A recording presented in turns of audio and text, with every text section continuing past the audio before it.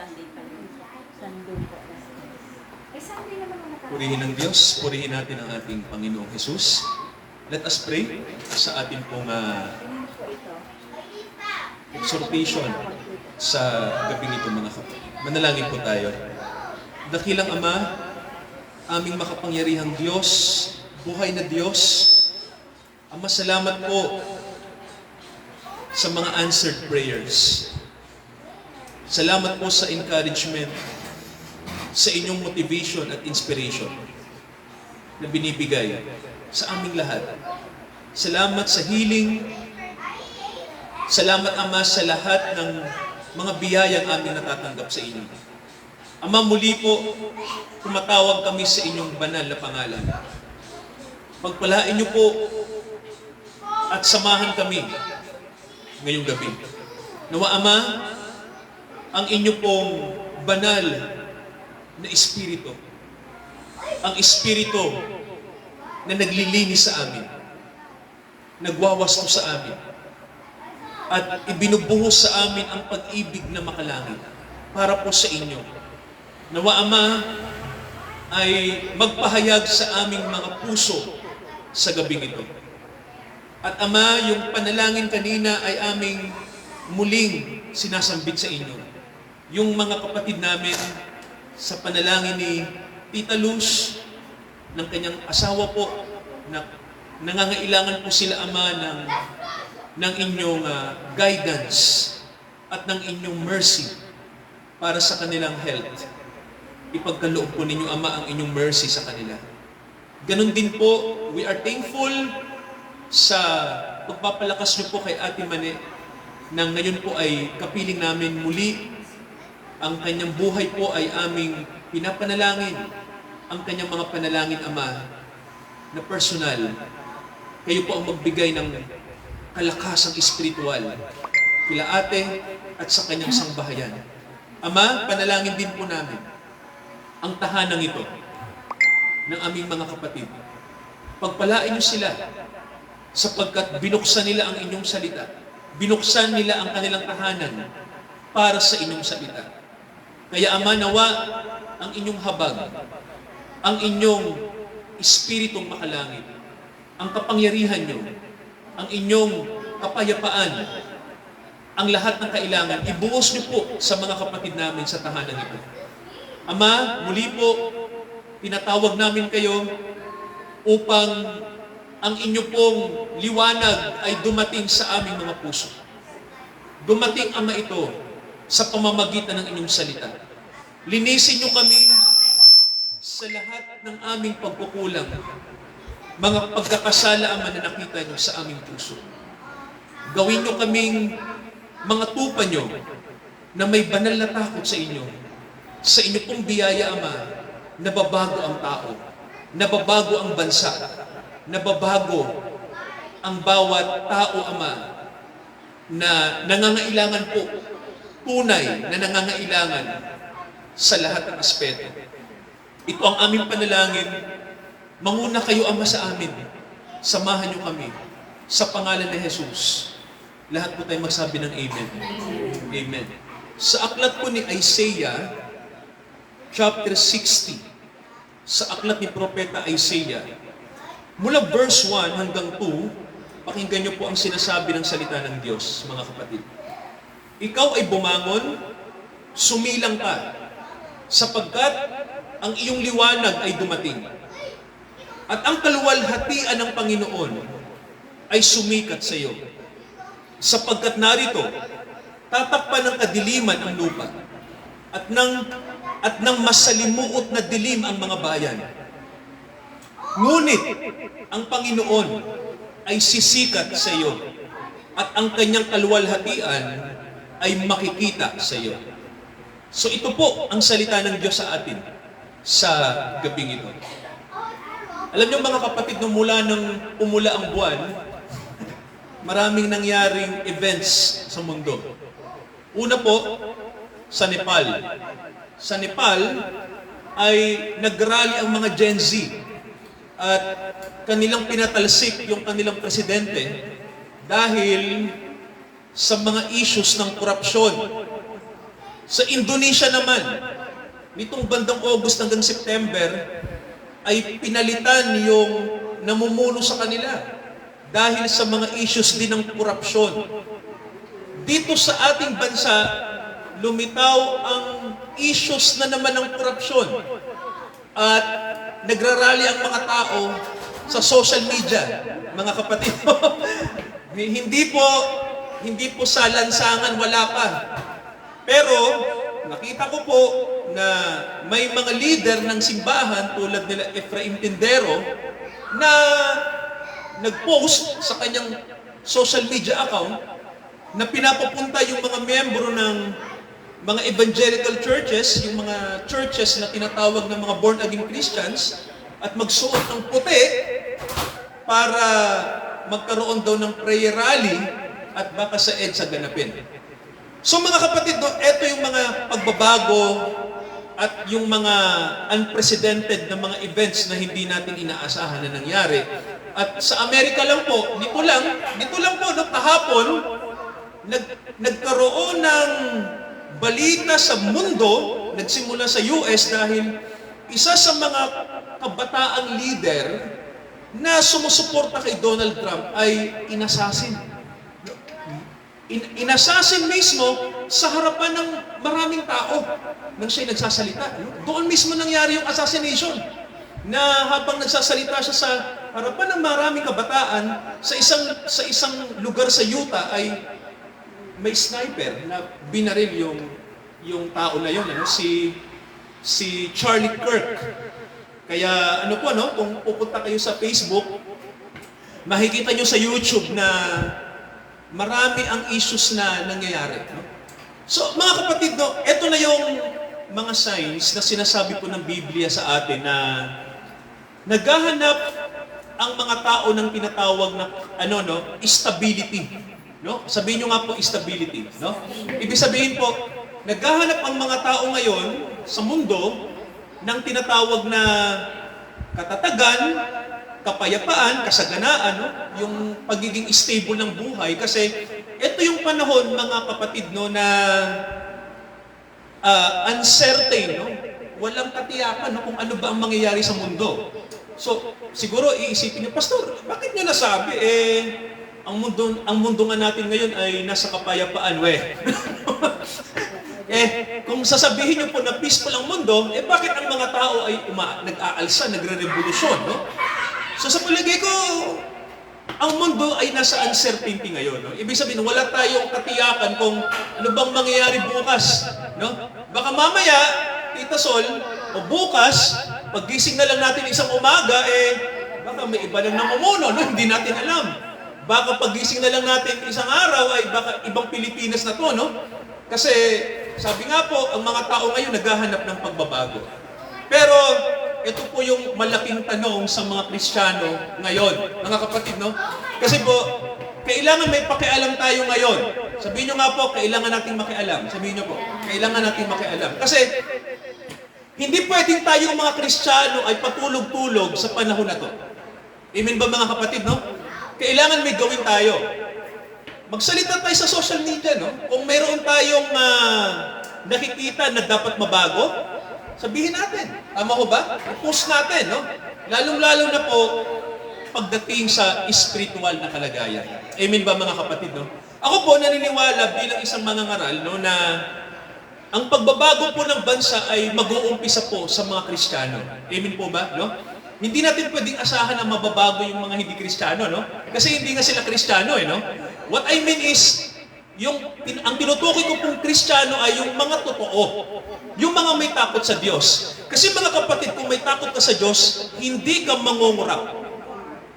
Tama ho ba? Hindi ka magnanakaw sa kaba ng bayan kung may takot ka sa Diyos. Ang taong may takot sa Diyos, selfless. Hindi nila iisipin yung sariling bulsa nila. Ang iisipin nila, yung kapakanan ng mga tao. At higit kung ano yung patotoo nila sa Diyos. Pero sabi nga po natin, hindi natin maaasahan yon kung ang mga tao po at yung mga namumuno po sa atin ay walang takot sa Diyos. Amen ba mga kapatid? So ang pagbabago, mag-uumpisa po, grassroots sa atin. Ano pastor yung kaya nating gawin? Well, eto po, no? Babasahin ko po sa inyo, no? Sabi ng Biblia sa atin, sumilang ka. Mga kapatid, ano pong ibig sabihin nun? No? Ang sabi rito ng Ingles, arise, shine. Ibig sabihin, pag sinabing sumilang ka, mga kapatid, no, yung tinatawag na natitirang liwanag na ibinigay ng Diyos sa atin, kailangan ilabas natin, no? Sabihin nyo nga po liwanag. No? So, tanong, ano ba yung liwanag? Bakit ba kailangan nating magliwanag? No? Bakit ang simbolo ng Biblia, pagdating sa pagbabago ay liwanag? Ano po yung unang sinabi ng Diyos? Nanglalangin niya ang mundo. Nanglalangin niya ang lahat ng bagay. No? Meron siyang unang sinabi. At ano yon? Ang unang sentence galing sa bibig ng Diyos ay, let there be light. Mga kapatid, no? Yun yung unang pangungusap na dineklara ng Diyos sa unang aklat ng Bible. Ang sabi niya, magkaroon ng liwanag. Bakit sinabi ng Diyos yan? Kasi nakita ng Diyos, ang mundo ay nasa kadiliman. Amen po ba, no? Nakita ng Diyos na ang puso ng tao ay nasa kadiliman. Nakita ng Diyos na ang tao ay nasa kasalanan, no? Ang mundo ay magulo, ang mga bansa ay restless, ang mga tao ay walang alam, ang mga tao ay ignorante, ang mga tao ay walang direksyon, no, ganun, ano. So, ang sabi ng Bible, nakita ng Diyos, ang mundo ay chaos, magulo. Kaya ang una niyang sinabi ay, magkaroon ng liwanag. So, mga kapatid, nang sinabi ng Diyos yan, ang sabi ng Bible, ang banal na espiritu ay kumilos sa face of the, sabi rito, sa tubig, no? Sa mukha ng tubig, kumilos ang Holy Spirit. So mga kapatid, ang ibig sabihin po, pag ang Diyos ay nagdeklara, no, magkaroon ng liwanag, dumarating ang kanyang espiritu para ang kadiliman ay mapawi. Nakikinig mga kapatid, no? So, ibig sabihin po, walang pagbabago kung wala ang Holy Spirit. Amen po ba, no? So, hindi sapat mga kapatid na magsabi lang tayong maging moral kayo, maging makatarungan tayo. Hindi tayo magiging makatarungan kung wala ang Holy Spirit. Mga kapatid, no, kung wala yung pagkilos ng Diyos sa tao. No? Kaya mahalaga, ang sabi ng Bible, arise. Di ba sabi, magliwanag kayo. Sabi ng Bible, no, bumangon ka, sumilang ka. Itong mga kapatid ay panawagan ng Diyos sa atin. Yung mga taong may alam sa Bible, yung mga tao na may takot sa Diyos, no? May tanong ako, may takot po ba tayo sa Diyos? Mga kapatid, no? So kung may takot tayo sa Diyos, ang sabi ng Diyos sa atin, sumilang kayo, no? Kumbaga po ang sinasabi ng Diyos dito, ipakita natin kung ano yung buhay na may takot sa Diyos, no? Kumbaga mga kapatid, hindi natin pwedeng maitago yung pagiging nating Kristiyano, no? Ito yung panahon na kailangan magpatotoo tayo, mga kapatid, no? Ito yung panahon, mga kapatid, na tayo ang magiging role model ng ating bansa. Amen po ba ron, no? Tayo po yun, ano? Tayo yung magiging mabuting example. Kasi mga kapatid, ang ating bansa ay, ang kultura ng korupsyon ay lumaganap na. Naintindihan niyo po, no? Kung baga tita sa sakit, ano na po ito? 4th stage cancer na. No, ang bansang Pilipinas nasa ganon. At ayaw nating mangyari ang nangyari sa Nepal, na yung mga Gen Z ay nagwala at sinunog nila yung mismong sarili nilang Malacanang doon. Kaya nga ang tanong ng mga netizens, kung magkakagulo ang Pilipinas tulad sa Nepal, anong mangyayari sa atin? Nakikinig po. So mga kapatid, hindi natin kailangan ng political revolution. Ang kailangan natin ay spiritual na revolution. At mga kapatid, mangyayari lang yan kapag tayong mga mananampalataya ay magpapatotoo tungkol kay Jesus. Amen po ba? No? Kaya ang sabi rito, sumilang ka sapagkat ang iyong liwanag ay dumating. So mga kapatid, may tanong tayo. No? Paano magliliwanag ang isang Kristiyano? Yan ang tanong. No? Paano ba tayo magliliwanag? Ito po, simpleng bagay lang to, no? May narinig akong pastor ang sabi niya, through good works, yung paggawa natin na mabuti. No? Isa yun, no? Simpleng-simple, no? Napaka-praktikal. Sabihin natin sa ating mga mahal sa buhay na minsan naman, Makinig ka ng Word of God. Di ba? Ipag-pray natin yung mga tao na hindi pa nakakakilala sa Diyos, no? Ayusin natin yung prayer life natin. Kasi mga kapatid, ang sabi ng Bible, kailangan nating sumilang, no? Arise, ang sabi ng Panginoon dito, no? Arise! Bumahangon kayo, no? Kung bagang ibig sabihin ng Panginoon, huwag kayong matulog. No, huwag tayong patulog-tulog kasi ang sabi ng Panginoon sa atin, darating siya nang hindi natin nalalaman, no? Kaya ang pagbabago po ay ma-appreciate lang ng mga taong gising. Amen po ba? So mga kapatid, alam natin na ang ating faith pwedeng matulog sa panahon na parang walang problema. No? Di ba ganun mga kapatid, no? Pag wala tayong iniisip na problema, okay lang. No? Pero pag may dumarating na problema, naaalarma tayo, di ba? Ganun. Doon tayo nagpapanik, anong dapat nating gawin? Pero mga kapatid, itong sabi ng Bible, no? Isa sa problemang darating sa mundo, no? May sinasabi kasing darating na problema sa mundo, no? Para alam lang natin, alam niyo kung ano? Alam niyo po ba yung problema na darating sa mundo kung ano? Di ba ang sabi ng Bible, bago dumating si Jesus, ang mga tao ay tatalikod sa Diyos. Di ba may nakalagay sa Bible, no? Tatalikod sa Diyos ang maraming tao, no? Ibig sabihin po, yung puso ng tao ay tatalikod, no? Kaya, alam niyo po, di ba mababasa natin sa Bible yan?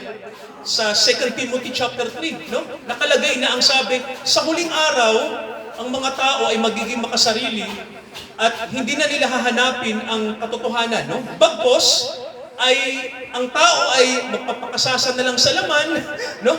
Magpapakasaya sila sa buhay sa mundo. Ibig sabihin, ang tao ay magiging basura sa panahon natin. Ibig sabihin po, mamumuhay ang tao na wasted. Ibig sabihin po, ang buhay natin ay hindi natin gagamitin sa tama. Gagamitin lang natin sa walang katuturang bagay. No? Ganun ang mangyayari sa mundo sa panahon natin. Kaya mga kapatid, eto, no, huwag kayong magtaka na ang mga tao po ay walang pakialam sa Diyos at sa kapwa. Napansin niyo po ba, di ba? Ang nangyayari po sa ating bansa, yan yung mukha natin, ano? Na siguro isipin nyo, bakit ang mga leaders natin walang pakialam sa atin, no? Sila lang nagpapakasasa. Kasi mga kapatid, ganyan ang sistema ng tao sa panahon natin, no? Wala silang pakialam, no? Basta sila magsasaya, yung display ng mga ng mga ego, gano'n, nakarating kami dito, no? Buhay na nonsense, no? Buhay na makamundo, no? Pero yung essence ng pagiging tao, hindi hinahanap ng tao, no? Yung tinatawag, anong kahulugan ng buhay, no? Kumbaga, dapat itanong natin, ano ba ang essence ng pagiging Kristiyano? Kilala ba talaga natin ang tunay na Diyos, no? Ano ba ang ibig sabihin ng kasalanan? So, kung ang kasalanan ba hindi natin ididil, ano ang mangyayari, no? So, hindi tinatanong ng tao yan, ano? Basta ang tao, alam nila na mabait sila, okay na, at sa tingin natin ay pupunta naman tayo lahat sa langit. So, ganun ang tao ngayon, passive, walang pakialam, makasarili, nakasentro lang sa gustong gawin. At mga kapatid, yan ang sistema ng mundo ngayon. No, ganun po ang nangyayari mga kapatid. No? Ang tao ay parang walang pakialam ngayon. Ano lang mangyari? Bahala kayo sa buhay nyo. Ganun, ano? Walang pakialam. At kumbaga po, sa tingin natin parang ang tao ngayon sa panahon natin, makasarili. Talagang tama ang sabi ng Bible, no? Iniisip lang ng tao ang kanyang sariling kapakanan. Pero anong sabi ng Bible sa atin mga kapatid? Ang sabi, dumating ka, bumangon ka, ang iyong liwanag ay dumating. At anong sabi ng Panginoon? Ito, tingnan niyo po ang sabi sa mga born again Christian, ano? Ito ang sabi ng Bible, ang kaluwalhatian ng Panginoon ay sumikat sa iyo. Amen po ba? Sabi rito sa English nakalagay, the glory of the Lord is risen upon you. So may nakalagay, mga kapatid, no? Ang kaluwalhatian ng Diyos ay darating. At saan mag-uumpisa yon? Ang sabi, sa puso ng mga taong may takot sa Diyos. So mga kapatid, no, ang glory ng Diyos, hindi natin siya makikita sa physical na mata. Nakikinig po, mga kapatid, no? Huwag nating hintayin ang Diyos na tingnan natin siya sa langit at sabihin natin na nandiyan na si God. Ang sabi ng Bible, mag-uumpisa ito sa puso ng mga taong may takot sa Diyos. Kaya mga kapatid, ang sabi ng Bible, di ba? Sumilang ka. Ang kaluwalhatian ng Diyos ay sisikat sa iyo. So, nakita niyo po, no? Ibig sabihin po, sa panahon na to, ng katapusan ng mga araw, no? Sa pagdating ni Jesus, bago siya dumating, ipapadala niya ang Holy Spirit sa atin. Amen ba mga kapatid, no? Mga kapatid, tandaan natin, walang sektang makapagliligtas. Walang relihiyon, walang simbahan na makakapag-save sa atin. Wala po, no? Ang ating katapatan ay hindi sa relihiyon. Mga kapatid, no? Malinaw po ba sa atin, no? Hindi sa relihiyon ang katapatan natin, no? Ang katapatan natin ngayon ay nasa salita ng Diyos. Ito po, no? Nandito nakasulat, no? Yung kanyang mga pangako, nandito po, no? Hindi natin kailangan ng, sa panahon ngayon actually ito, hindi natin kailangan ng relihiyon ngayon. Tama ho ba mga kapatid, doon yung sinasabi ko po, no? Agree po ba kayo? Hindi natin ngayon kailangan ng relihiyon, di ba? Ang kailangan natin ngayon ay malaman natin ang kanyang salita, ang kanyang kalooban, at magliwanag yun sa atin. Kaya ano po, no? Ako po sa ngayon, no? Hindi ko dinadala ang sekta ko, no? Kasi mga kapatid, sa totoo lang, hindi makapagliligtas ang sekta ko. No? Pero ang salita ng Diyos na dinadala ko, ito makapagliligtas sa atin. Amen po ba ron? Kasi po sa matagal na panahon, mga kapatid, no? Maraming leader ng church na ang kanilang binibida yung kanilang relihiyon. Tama ko ba? At marami ding Kristiyano ang binibida nila yung kanilang relihiyon. Alam niyo sa langit, wala namang relihiyon. Di ba, tita? Ano bang meron sa langit? Wala namang dung Baptist eh. Di ba? Walang Katoliko doon, no? Ang nasa langit, yung mga born again. Di ba, tita? Ang mga nasa langit, yung mga tao may takot sa Diyos. Yung mga nasa langit, yun yung mga makasalanang pinatawad at binago ng Diyos. No? Yun ang mga taong nasa langit. Kaya, mga kapatid, no, ito yung panahon na dapat ang mga Christians, hindi silang mag-focus sa kanilang denomination. Hindi na po panahon ngayon ng sekta. No? Lahat ng Kristiyano po na binibida yung kanilang relihiyon, hindi po yun makapagliligtas, pasensya na po. No? Ang ibida natin ngayon, salita ng Diyos. Ang Panginoong Jesucristo. No? Kaya ang sabi ng Bible sa atin, bumangon ka, sumilang ka, sapagkat ang liwanag ay dumating at ang kaluwalhatian ng Panginoon ay sisikat sa iyo. And then, tinan po natin yung huling verse na binanggit ko po. No? Pakinggan nyo ito, mga kapatid. No? Ito ang sabi. Sapagkat narito, tatakpan ng kadiliman ang lupa. Ano pong ibig sabihin? Tatakpan ng kadiliman ang lupa. Bago dumating ang Panginoong Jesucristo, mga kapatid, itong tatandaan natin, ang mundong ito ay magiging chaos. Naintindihan niyo po? Magkakaroon ng disorder sa mundo. Kaya huwag tayong magtaka, mga kapatid, no, na ang kasamaan po ay lalaganap. No? Ang kasamaan po ay, sabi nga po, yung mga masasama, lalong magpapakasama. Naintindihan niyo po, no? Kaya mga kapatid, kapag ikaw ay masama ang puso mo, actually po, kahit mag-rally ang mga tao, kapag ang puso ng pinagraralihan ay masama, hindi po, ang kasamaan po, hindi titigil. No? Ganun ano? Unless na magmilagro ang Diyos sa taong yon. No? Kaya ito yung panahon na ang masama, lalong magiging masama. Ang mga gumagawa ng hindi tama, lalong gagawa ng hindi tama. Ibig sabihin, mga kapatid, no? Pagbabago, magiging rare. Ibig sabihin, kumbaga po, baka sa 10 tinatawag, baka sa 20 nga, o baka sa 50 tao, no, na tinatawag sa pagbabago. Baka isa lang mapalad na tayo kung makakita tayo. So, ito yung panahon, mga kapatid, na ang tao po ay mahirap magbago. Sinabi na po ng Bible yan, ano? Lalong sasama ang masama. Agree po ba tayo, mga kapatid, no? Kaya, mahirap, mga kapatid, no? Sabi ng Bible, tatakpan ng kadiliman ang mundo.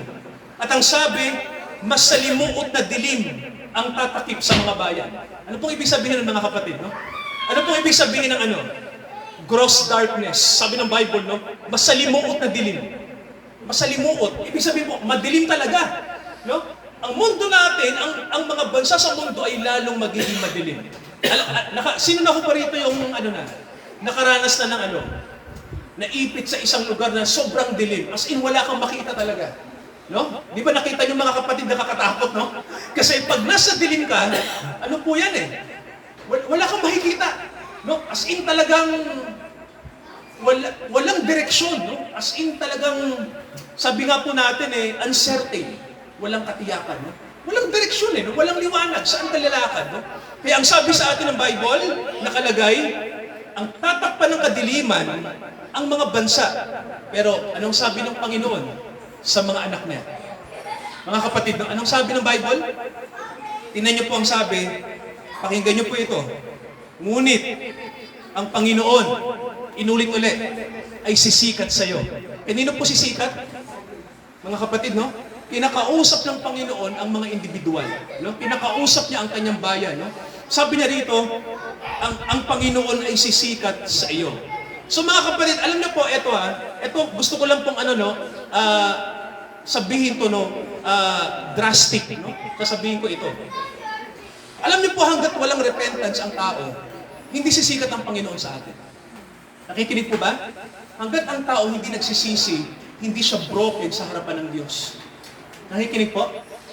Alam niyo po, ang pagsamba sa Diyos, ginagawa na lang ng mga tao ngayon, activities na lang. Tama ko ba? Alam niyo po ba ang gusto ng Diyos sa pagsamba? Pagharap mo sa Kanya, broken ka. Sinasabi mo yung kasalanan mo. No? Hindi lang kumpisal talaga. No? Sabihin mo, marami kaming pagkukulang, Panginoon, sa iyo. Kung maaari, Panginoon, wakasan niyo na itong kasamaan ng aking puso. No?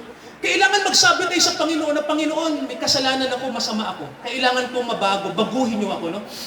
Ang pagsisisi, yan ang hinahanap ng Diyos sa tao para yung kanyang liwanag ay dumating sa puso. Nakikinig mga kapatid. No? Di ba? Yun ang paraan ng Diyos para mabago tayo. Kailangan sabihin natin talaga sa Kanya, Panginoon, alam niyo naman ako, sinners ako, no? Kailangan ko kayo. No? Hindi kasi natin pwedeng sabihin na, Lord, nag-church ako ginagawa ko to sa simbahan namin, mabait ako. Hindi ganon, ano? Alam niyo lahat ng taong mabubuti, ang kanilang unang sinasabi sa Diyos, Panginoon, hindi ako karapat-dapat. No? Ang totoong mabuti, sinasabi nila, Panginoon, hindi ako karapat-dapat. Baguhin niyo ako. Si Isaiah, ang sumulat ng aklat na ito, no? Nang tawagin siya ng Diyos, ang sabi niya, Panginoon, ako'y pinanganak sa pamilya ng mga taong may maruruming dila. Sabi niya, no? Pinanganak ako sa pamilya na ang aming bibig ay marumi. Sabi ni Isaiah yun, ano? Anong sabi ng Diyos sa kanya? Nililinis kita ngayon. So mga kapatid, no, ganun ang pagtingin sa Diyos, mga kapatid, no? Para dumating ang liwanag sa atin. Kaya ang sabi rito, ang Panginoon ay sisikat sa iyo at ang kanyang kaluwalhatian ay makikita sa iyo. Mga kapatid, sinong kausap ng Diyos dito? Sino pong kausap niya? Sa palagay niyo po. Sinong kausap ng Diyos dito nang sabihin niya na magliliwanag ako sa iyo? Ang sabi niya rito, ang aking glory ay makikita sa iyo. Sino pong kausap niya sa palagay niyo, mga kapatid? Tayo po, no? Alam niyo po sa konteksto, ang kausap dito ng Diyos, ang Israel. No? Pero tanong, tayo po ba? Ano ba tayo sa paningin ng Diyos? Alam niyo po ba na tayo din ay kabilang sa Israel? Sa espiritual, no? Hindi tayo Israel sa laman, pero sa espiritual, Israel tayo. Kabilang tayo sa kanila. Ano pong nasa Israel ngayon? Sa palagi niyo, may kapayapaan po ba sa Israel? Hindi mga kapatid, kayo pong sumagot. Di ba wala? Ang Israel, nasa kaguluhan, nasa giyera hanggang ngayon. Tama ho ba?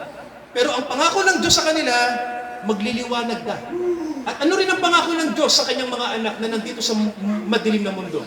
Ang sabi niya rin na dito, magliliwanag ka. So mga kapatid, no, kailangan dumating yung liwanag na yun. Amen po ba ron? At mangyayari lang yon kapag handa tayong tanggapin yun. No? Handa ang puso natin na sabihin sa Diyos ang lahat ng ating kasalanan at magpagamit tayo sa Kanya, doon lang po ang liwanag ay darating. So mga kapatid, ito yung panahon na hindi tayo dapat matakot. Ito yung panahon na alisin natin yung pagkabahala. Ito yung panahon na tayuan natin ang pangako ng Diyos. Ito po yun, yung panahon na yun. Ano? Ito yung panahon na panghawakan mo ang kanyang pangako. Tulad ni Abraham. Kaya si Abraham blessed. Pinanghawakan niya ang pangako ng Diyos. Anong sabi ng Diyos sa kanya? Magkakaroon ka ng binhi. Tita nang sabihin ng Diyos yan. Si Abraham, patay na. Di ba? Patay na yung kanyang reproductive system, pati ng asawa niya. Di ho ba? Sabi ng Diyos sa kanila, magkakaroon kayo ng lahi. Pero nang sabihin ng Diyos yan, patay na ang kanilang reproductive system. As if Paano ang Diyos mangangako sa isang bagay na realistic na, paano ba magkakaanak? Tama ho ba? Kung patay na ang reproductive system ng asawa niya. Pero may tanong ako, ginawa po ba ng Diyos yung kanyang sinabi? Mga kapatid, nangyari po ba yung hula ng Diyos? Yes. So, nangyari po yun sa mga bagay na imposible. Nakikinig mga kapatid, no? Kumilos ang Diyos, hindi sa pamantayan natin. Tama ho ba? Kundi, saan? Sa kanyang pamantayan, no? Kaya mga kapatid, sa araw na to, no? Naniniwala po ako, kikilos din ang Diyos sa ating bansa. Naniniwala po ba kayo? Well, may naririnig ako sa loob natin. Alam niyo kung ano? Imposible yon. Tama ho ba? Pero ano kanina narinig nyo? May imposible ba sa Diyos? Di ba? Lahat posible, no? Kaya ang imposible sa atin, magtataka kayo, pwedeng balik na rin ng Diyos yan. Tama ba mga kapatid, no? Pero anong hinihingi ng Diyos sa atin? Full surrender. Tama ho ba? No? Magpagamit tayo sa Kanya. Tayo mismo magliwanag sa madilim na mundo. Mga kapatid, no? Ito na yung panahon na yun. Ito po yun. Walang ibang panahon para magliwanag. Ito yun. Manalangin tayo, mga kapatid. At isang bunin natin sa Diyos ang lahat ng bagay na kailangan natin isang bunin. Manalangin tayo. Ama, nawa po maging bago ang bansang ito. Mabago ang kulturang mali. Mabago ang sistemang mali. Pero Ama, hindi magbabago ang bansa kung wala munang pagbabago ng puso ang mga tao. Dahil Ama, ang ginagawang mali ay pwede rin namin gawin. Ang ginagawang kasalanan ay pwede rin namin gawin dahil kami ay mga taong makasalanan. Kami ay mahina sa laman. Kami ay mga tao, Ama, na kung wala ang inyong gabay, kapahamakan ang naghihintay sa aming lahat.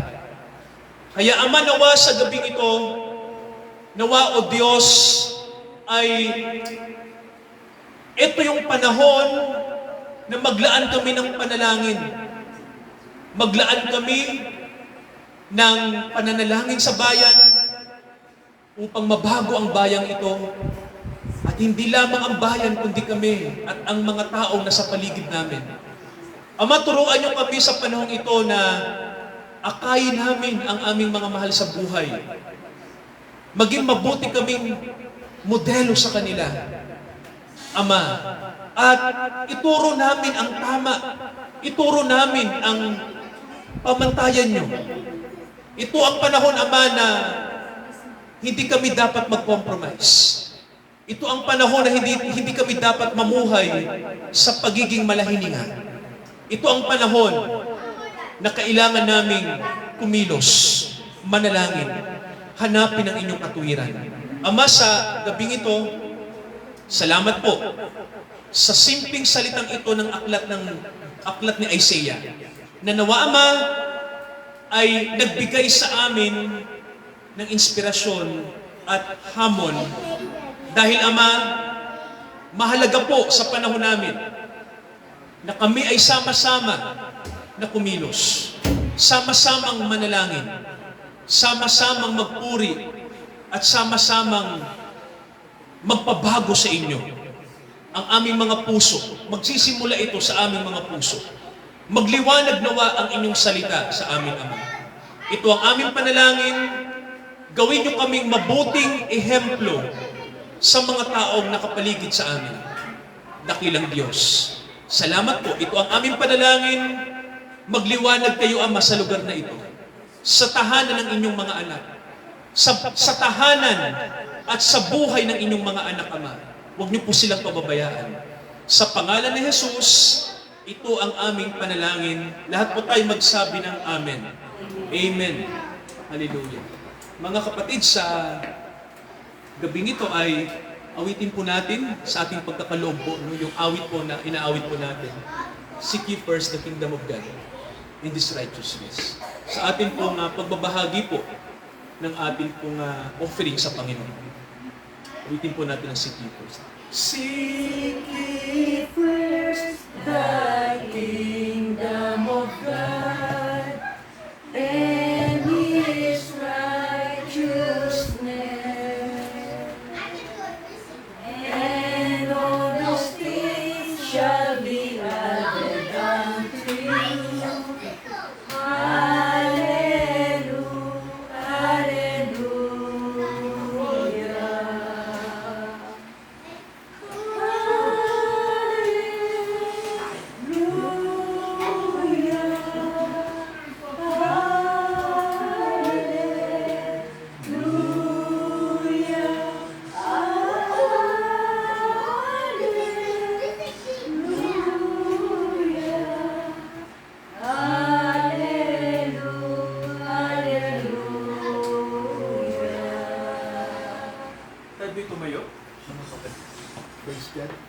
Manalangin po tayo. Ama, pagpalain niyo po ang mga nagkaloob at yung mga tapat sa inyo, Ama, nawa po ay manatili kaming tapat at ipaglingkod po ang lahat ng blessings na nanggagaling po sa inyo.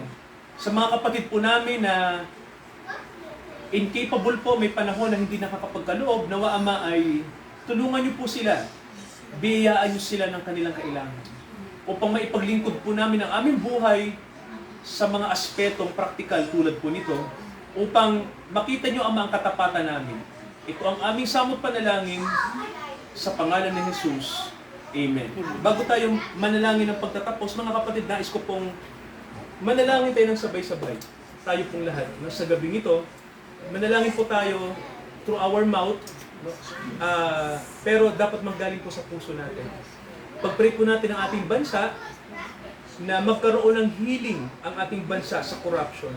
Ipanalangin din po natin ang mga believers, ang mga Christians na mag-unite para magkaroon ng spiritual na revival sa bansang ito.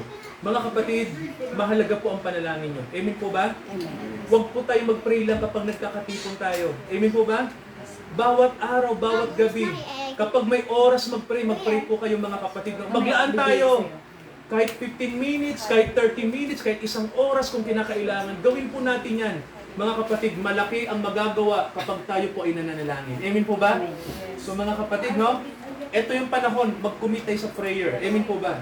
So let us pray mga kapatid. Sabay-sabay tayong manalangin, pag-pray natin ng bansa, ang mga Kristiyano po, pag-pray natin, at ihuli na po natin yung ating personal na panalangin. Hallelujah. Pray tayo mga kapatid, sabay-sabay.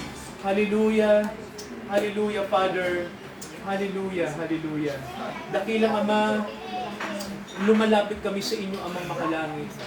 Dinadala namin, Ama, ang aming bansa. Dinadala po namin, Ama, ang nangyayari po mga issue sa bansang ito. Ama, nawa po ang inyong espiritu'y kumilo sa bansang ito. Na nawa, Ama, ang mga leaders namin, ang mga nasa gobyerno, ay magkaroon ng banal na takot sa inyo. Ama, ito yung panahon na alam namin, Ama, na ang tao'y magiging selfish, ang mga tao'y magiging corrupted, marami ang tatalikod sa faith, Father God. Nakikita niyo po ang problema, Ama, ng bayang ito. Nakikita niyo po, Ama, na kailangan ng pagbabago sa bansang ito. At alam namin, Ama, na walang mababago kung hindi mag-uumpisa ang pagbabago sa puso ng inyong mga anak. Kaya Ama, sa gabi nito, pinapanalangin namin, magkaroon nawa ng transformation sa aming mga puso. At ang transformation na ito, Ama, ay mag-domino effect sa kultura at sa public square, Ama, sa lipunang aming ginagalawan. Amang makalangit, turuan niyo rin po ang lahat ng mga Kristiyano sa aming bansa. Turuan niyo, Ama, na kami po ay magkaroon ng unity. Sabay-sabay kaming mag-pray, Father God. Magkaroon ng pananalangin ang aming mga puso. Dalhin niyo po sa espiritu ng panalangin ang lahat ng inyong mga anak, Ama. Magkaroon kami ng pagkakaisa ngayon para magliwanag ang salita niyo po sa bansang ito. Dahil hindi kayo ngayon tumitingin sa kung anong relihiyon namin, kundi tinitingnan niyo po kung ano ang laman ng aming mga puso. Kaya Ama, kumilos kayo sa mga kapatid. Kumilos nawa ang inyong espiritu sa mga mananampalataya po sa panahong ito, sa aming bansa, Ama. Ang mga Kristiyano po na may takot sa inyo. Dinadalangin namin, Ama, ganoon din po ang aming mga mahal sa buhay, ang mga tao po na pinagpipray din namin na mabago din po sila, Ama, na magkaroon din po ng pagbabago ang kanilang puso. Ama, panalangin po namin, O Diyos, na ang mga kapatid po na aming pinagpipray, mga nasa family circle, Ama, na pinagpipray namin, tawagin niyo sila, Ama. Nawa sila din po ay makaranas, Ama, ng inyong biyaya. Maranasan nila ang inyong habag. Maranasan nila, Ama, ang pagsisisi. Kailangan nila ito, Ama, upang totoo mabago sila mula sa puso. Ganun din, Amang makalangit. May mga personal kaming prayers. Dito kami, Ama, sama-sama kaming nananalangin sa inyo. Na, Ama, ito yung panahon na isangguni namin sa inyo ang lahat, na lahat ng desisyon namin, lahat ng bagay, Ama, na ipinagmamalasakit namin, lahat ng plano namin, Ama, ay isangguni namin sa inyo. Dahil kayo po ang nakakaalam ng lahat. Kayo po ang pwede lang magbigay ng direksyon sa amin. Kayo lang po ang pwedeng magbigay ng direktiba, Ama, sa amin. Kaya, Ama, panalangin namin. Turuan niyo po kaming manalangin lagi. Lagi niyo kami, Amang, dalhin sa prayer, Father God. Ito po, Ama, ang kailangan ng mga Kristiyano po sa panahon ito, Ama, makalangin. Salamat po, Ama. Turuan niyo kami, Father God, na magtiwala sa inyo. Hallelujah. Na ipagkatiwala sa inyo ang lahat, Amang makalangin. Dakilang Diyos na makapangyarihan sa lahat. Lagi nyo kaming ipoprompt, Father God. I-move nyo ang puso ng mga kapatid na manalangin. Hallelujah, Father God. Lagi nyo kaming samahan, Ama. Nawa, ang panahong ito, Ama, ay huwag naming ipagwalang bahala, kundi, Ama, itik namin ito na oportunidad, pribilehiyo, para makapaglingkod kami sa kaharian nyo, Ama.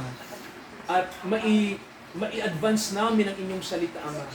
Maipakilala namin si Jesus Christ sa mga tao, Ama. Hallelujah, Father God. Kumilos kayo, Ama, sa lugar na ito. Kumilos kayo sa mga anak nyo sa lugar na ito, Ama. Ama, ang stronghold ng kaaway sa pangalan ni Jesus ay aming pinuputol, Ama. Na kung saan, Amang makalangit, ang inyong salita ay mapapakinggan ng aming mga mahal sa buhay, ng mga tao dito sa Caloocan, Ama. Ama, kung kailan, kung eto na po siguro ang panahon na muli isisigaw namin ang pangalan niyo sa lugar na ito upang dito sa Caloocan, Ama, maraming kaluluwa ang makakilala sa inyo, Ama. Gamitin niyo po ang mga kapatid sa household. Gamitin niyo kaming lahat, Ama. Gamitin niyo po, Amang makalangit, ang lahat ng mga mananampalataya dito, Ama. Ang mga kasama po namin sa household, Father God. Upang ang liwanag niyo ay dumating, Ama. Gamitin niyo po kaming lahat. Salamat, Ama. Alam namin, Ama, na may gagawin kayong dakilang bagay sa bansang ito. Alam namin, Ama, na hindi kami uuwi sa inyo hanggat hindi namin na-accomplish yung nais po ninyong mangyari, Ama. Sa buhay ng inyong mga anak, sa pamilya ng inyong mga anak, at sa mga kababayan namin sa lugar na ito. Amang makalangit, I am praying for the Holy Spirit, Father God, na magbigay ng revelation sa amin, Ama. Na kung saan, Father God, mababago ang puso ng mga tao, mababago ang pananaw ng mga tao, dahil ang Panginoong Jesucristo ay sumasa kanila, Ama. Ama, panalangin namin na marinig muli ang tinig nyo sa lugar na ito, Amang makalangit. At Amang makalangit, ang tinig ng banal na Espiritu ay marinig, Ama, hindi lamang, Ama, sa munting lugar na ito, kundi, Amang makalangit, marinig sa Luzon, sa Visayas, sa Mindanao. Father, we are praying na mabago po ang bansang ito. Magkaroon ng espiritual na pagbabago. Pero alam namin, Ama, mag-uumpisa ito sa puso ng inyong mga anak. Sa amin, Ama. Kaya samahan nyo kami at salamat po sa inyong pagsama sa amin sa gabing ito. Sa Diyos na nagmamahal sa atin ng buong puso, na tinawag niya tayo sa biyaya, samahan niya tayo gabayan ngayon hanggang sa muling pagdating ng ating Panginoong Jesucristo. Itaas natin ang dakilang pangalan ng Diyos na magbibigay ng pagbabago sa mundong ito. Sa pangalan ni Jesus, Amen. Amen. Amen at Amen. Hallelujah. Hallelujah, Father. We praise you. Amen. Hallelujah, Father. Amen.